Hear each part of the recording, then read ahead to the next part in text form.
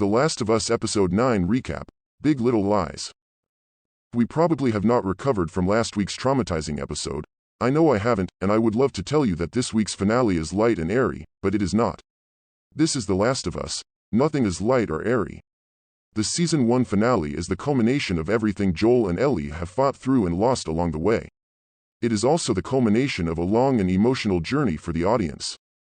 Some have played the video game and therefore have a pretty good sense of what is to come, but for others, this ending will do what The Last of Us does best: make you question your choices.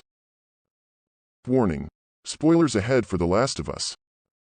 Much like the series premiere, we open on a time jump, and a very important one at that.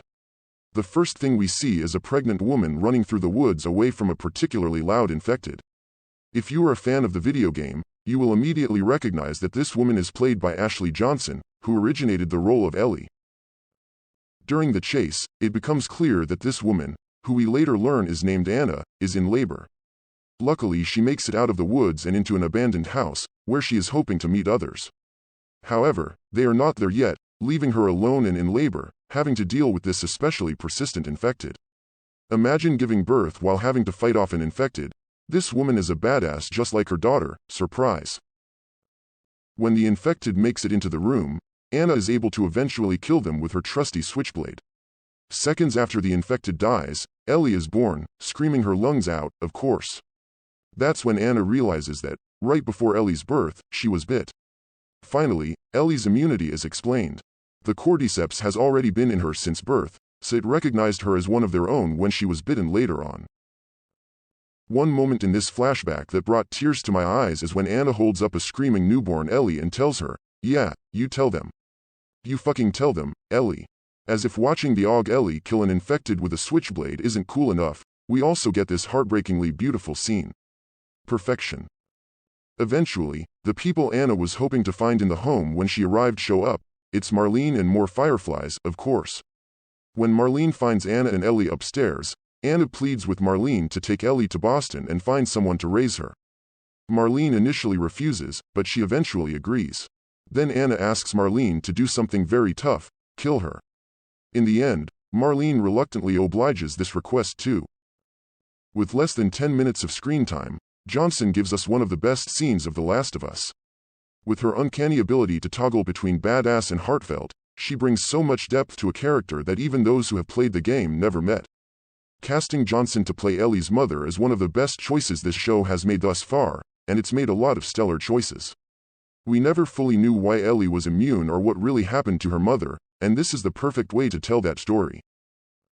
We then jump back to the present, with grown-up Ellie, well, grown-up-ish. She's still just 14, still processing everything she went through with David in the last episode. Meanwhile, she and Joel are now nearing the hospital in Utah where the fireflies may or may not be. A once catatonic Ellie all of a sudden perks up and runs off when they get inside a bombed-out building. When Joel finally reaches Ellie, he finds her watching, in wonder, a wild giraffe eating some foliage. It's an emotional scene that reminds us, Ellie and Joel, that there is beauty left in this world to fight for, even if there is so much darkness. When the giraffe walks away, Ellie once again runs after it, to try to find where it is going next. That is when she and Joel get to the roof and see a whole tower. I just learned that this is what you call a group of giraffes. How cool, of giraffes walking through Salt Lake City. While watching the giraffes walk away without a care in the world, Joel tells Ellie that they can just stop their journey now and go back to Tommy's Gabriel Luna, if she wants. Ellie tells Joel that after all we've been through, everything I've done, it can't be for nothing. This is a direct line from the game and an important one. She doesn't want to give up, she wants her life to matter, and she wants to be humanity's savior. Ellie tells Joel that there is no halfway with this, and the two continue their journey to the hospital. While walking through an old, abandoned army emergency camp, Joel finally tells Ellie how he really got the scar on his head. After Sarah died, he didn't see the point in going on anymore. He tried to kill himself with his gun, but when he went to pull the trigger, he flinched. Ellie thinks Joel is telling her this story because time heals all wounds, but Joel looks at her with such love in his eyes as he says, "It wasn't time that did it." It's a phenomenal moment, a true showcase for just how talented Pascal and Ramsey are in their roles. Sadly, nothing but chaos lies ahead. The pair are ambushed by armed men, who drag Ellie away and knock Joel unconscious.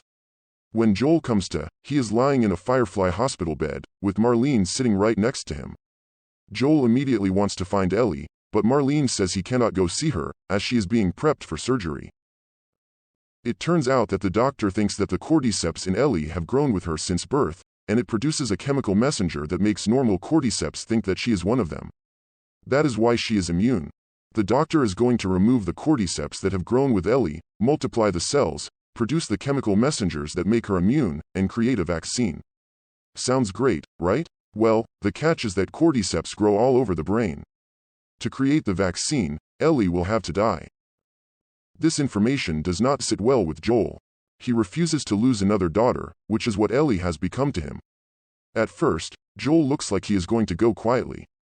But then, he overpowers one of the Fireflies and gets him to reveal which operating room Ellie is in. Joel proceeds to kill everyone in his way to that operating room, and I do mean everyone. Once there, he storms in, kills the doctor operating on Ellie, and takes her out of the hospital. As Joel is about to escape with an unconscious Ellie in his arms, Marlene finds him and tries to stop him from leaving.